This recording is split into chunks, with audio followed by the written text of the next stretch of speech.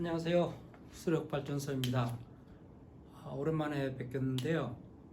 오늘은 이번에는 학생들의 문제를 풀어보겠습니다.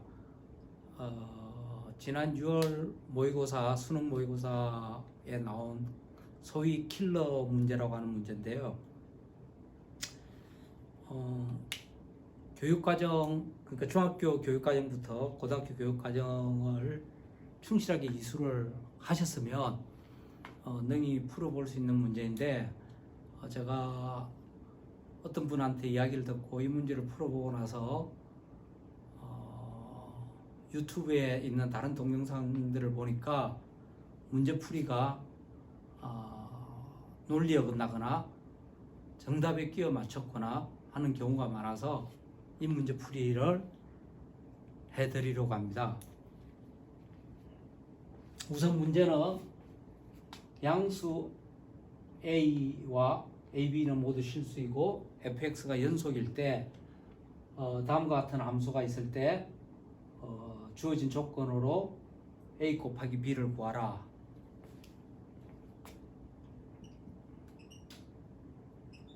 입니다. 사실은 A와 B를 다 구해야 A 곱하기 B를 구할 수 있죠. 일단은 주어진 조건을 가지고 문제를 충실하게 풀어보도록 합시다. 우선 우리가 이 문제에서 주어진 조건은 숫자를 주어진 건 2번에서 보이죠. F0와 F2, 즉 X가 0와 X가 2일 때 값을 가지고 문제를 풀어보기를 시도를 합니다. 우선 X가 0일 때와 2일 때를 생각을 하면 1번식에서 우변의 함수가 코사인 0 혹은 사인 0 그리고 코사인 파이, 사인 파이 값을 보여주기 때문에 간단한 식으로 바뀔 수 있다는 것을 알 수 있습니다. 그래서 x가 0일 때를 대입을 하면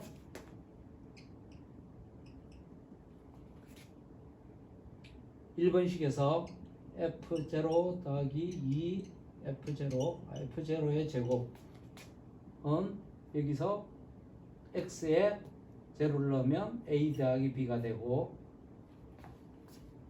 상세한 계산은 생략했는데 그 계산은 그래도 기초적인 거니까 여러분들이 직접 메꿔 보시길 바랍니다. 두 번째 x가 2일 때를 넣어보면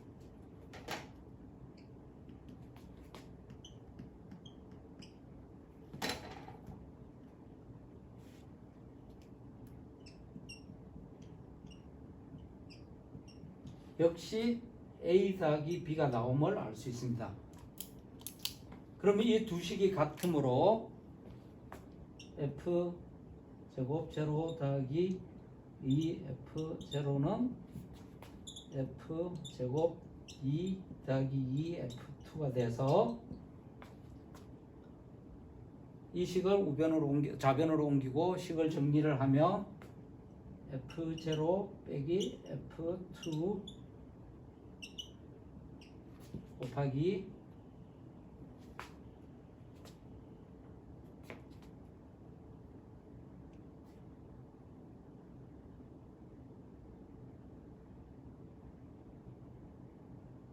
두 배의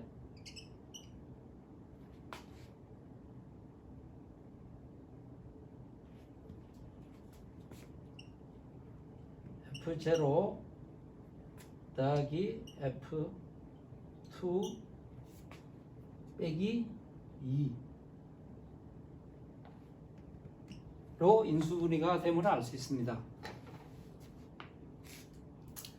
중학교 대변 합차 공식을 쓴 거죠.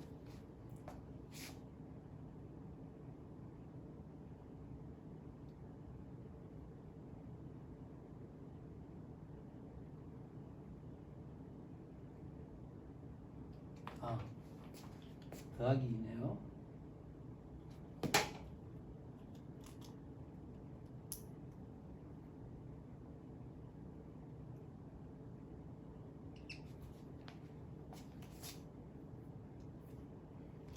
그럼 이 두 식에서 F0는 F2가 하나 나오고 두 번째 F0는 F0는 마이너스 2 F2 마이너스 2가 나오죠. 자, 이 식을 2번과 비교를 하면 F0가 F2일 때는 얘와 같이 성립을 하지 않죠. 그래서 이 식과 이 식에 두 개의 이원 1차 연립 방정식이 생깁니다. 그래서 F0와 F2를 구하면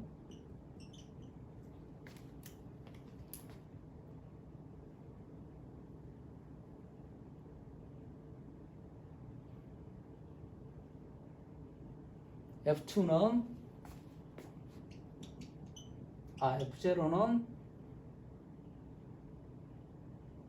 2분의 3이 되고 F2는 2분의 1이 됩니다.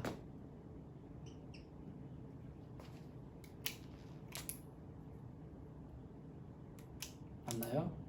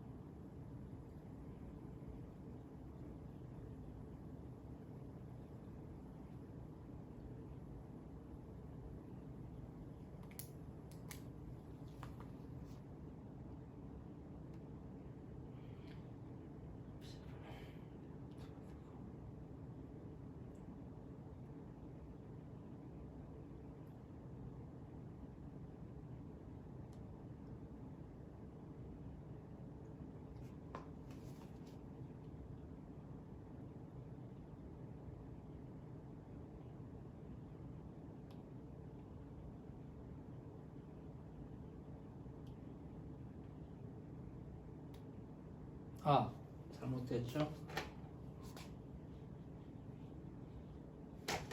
F0는 마이너스 2분의 1이 되고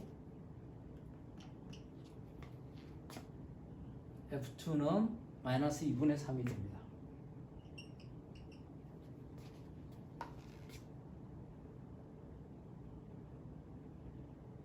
네, 이게 맞죠?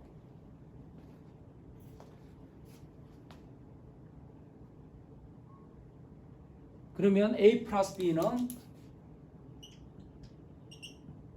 여기서 가져오면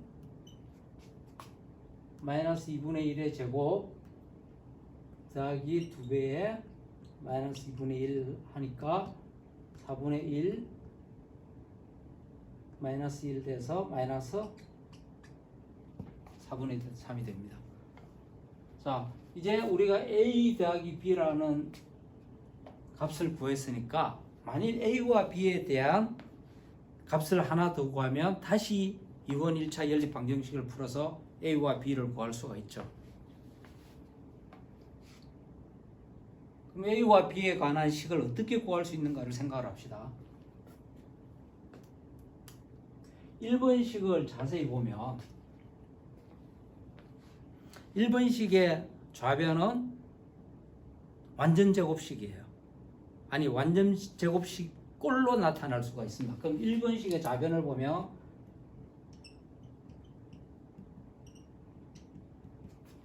fx의 제곱 더하기 2fx인데 이건 fx 더하기 1의 제곱에서 1을 뺀 것과 같죠. 그럼 1의 좌변의 최소값은 어떤 제곱에서 마이너스 1을 뺀 것이기 때문에 이 식의 마이너스 1보다 같거나 큽니다. 즉 1의 좌변의 최소값은 마이너스 1이에요.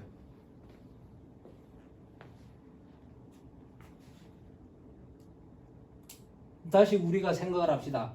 1의 좌변의 최소값은 마이너스 1인데 정말 최소값을 마이너스 1로 가지는가를 생각을 합시다. 이런 거죠. 나는 돈이 100원 이상 있어 할 때 정말 내가 가진 돈의 최소가 100원일까? 사실 200원일 수도 있고 300원일 수도 있는 거죠.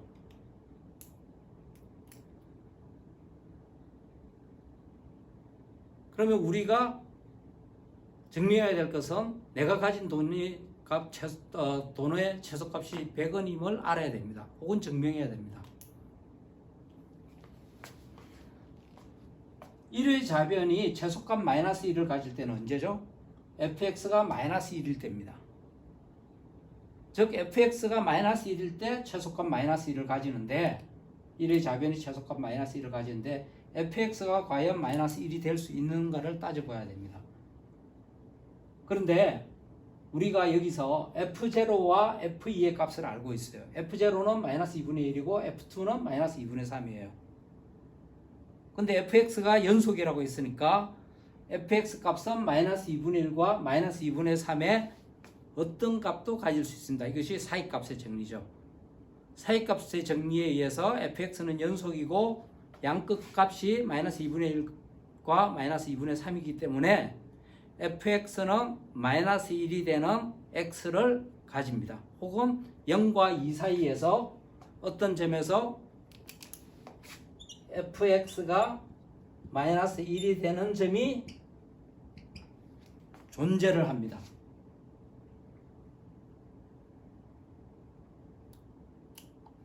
그러면 어떤 x값에 대해서 이 식의 최소값을 가지는가를 살펴봐야 되죠. 최소값은 마이너스 1인 걸 알았으니까. 그런데 다행히 우변의 식은 미분 가능한 함수들의 합성함수와 곱으로 이루어졌습니다. 그러면 미분 가능한 함수의 합성함수는 미분 가능하고 또 곱도 미분 가능하기 때문에 우변은 우리가 미분을 할 수가 있고 미분을 해서 극값을 구할 수가 있습니다. 자, 여러분 미분 가능한 함수의 최소값, 최대값은 어떻게 구하죠? 미분을 해서 극값을 구하고 그 극점에서 함수값을 조사해서 최소가 되는 점이 최소값이고 최대가 되는 점이 최대값이죠. 그래서 이 함수를 미분을 이제 해봅니다. 자, 저 함수를 gx로 두고 a 코사인 세제곱 곱하기 b 코사인 2의 사인 제곱 파이 x 더하기 b를 미분을 합니다. 자, 굳이 치환할 필요도 없고 합성함수의 미분, 곱함수의 미분을 생각해서 구하면 됩니다. 즉 g의 도함수를 구해보는 거죠. 자, 도함수를 구하는 것은 여러분의 숙제로 남깁니다. 연습이 필요한 거죠. 그리고 합성함수의 미분과 곱함수, 함수의 곱의 미분은 사실 여러분들이 익혀야 될 문제이기도 하고. 그래서 이 도함수가 0이 되는 x를 구해봅니다. 그 x를 구하면 x는 0, 2분의 1, 1, 2분의 3, 2 라는 5개의 점이 나와요. 즉, 그 값은 여기서 가지는데 여기에서의 함수값을 조사를 해보는 거죠. 함수값을 조사를 해보면 g의 0은 a 더하기 b, g의 2도 a 더하기 b, 이거는 기본화에 한 거죠. 기준에 g의 2분의 1과 g의 2분의 3 지점에서는 b가 나옵니다. 그리고 G의 1지점에서는 마이너스 A 더하기 B가 나와요. 자, 이제 A가 양수라는 조건을 사용할 때입니다. 이들 값 중에서 가장 큰 값이, 가장 작은 값이 어딜까요? 이 두 점은 B의 어떤 양수를 더한 것이고, 여기는 B의 B 그 자체고, 얘는 B의 어떤 음수를 더했으니까 이 값이 그 값 중에서 가장 최소죠. 그러니까 이 점이 최소값이 되는 것입니다. 자, 이게 최소값이니까 얘는 우리가 최소값 마이너스 1이라는 것을 이미 알고 있어요.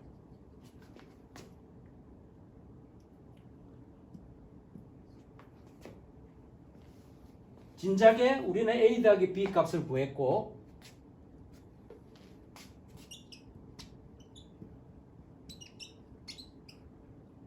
지금 마이너스 A 더하기 B는 마이너스 1이라는 값을 구했습니다.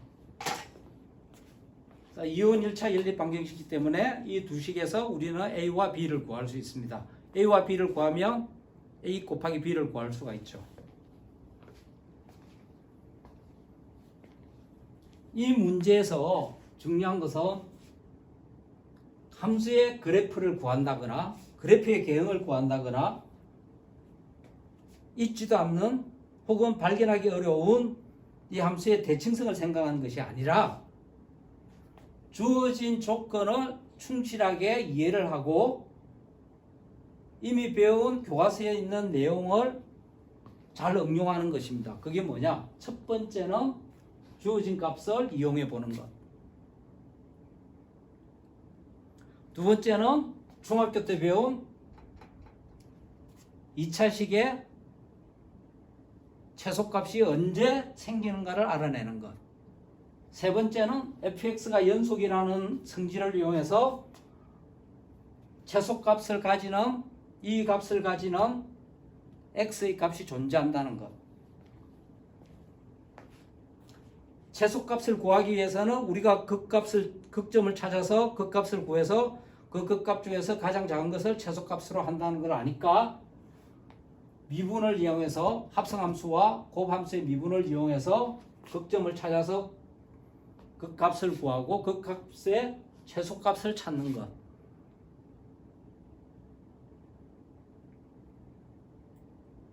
그래서 이 문제는 중학교 수학부터 고등학교 수학까지 배운 여러 내용이 잘 어울려져 있는 문제입니다. 풀이에서 보시다시피 어떤 그래프를 그리는가도 시도하지 않고 대칭성에 대해서는 전혀 언급도 없이 문제에 주어진 조건들만을 충실하게 이용을 했을 뿐입니다. 이 문제에서 얻을 수 있는 경우는 교과서의 내용 그리고 교과서에 있는 내용의 개념들을 충분히 숙지하고 있어야 된다는 거죠. 언제부터 언제까지의 교과서 내용? 중학교부터 고등학교 교과서에 있는 모든 내용입니다. 자, 문제풀이를 보시고 여러분들이 직접 이 풀이의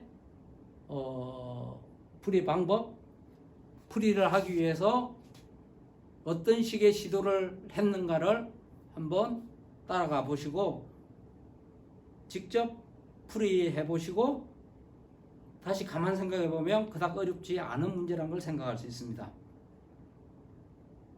감사합니다. 여기서 마치겠습니다.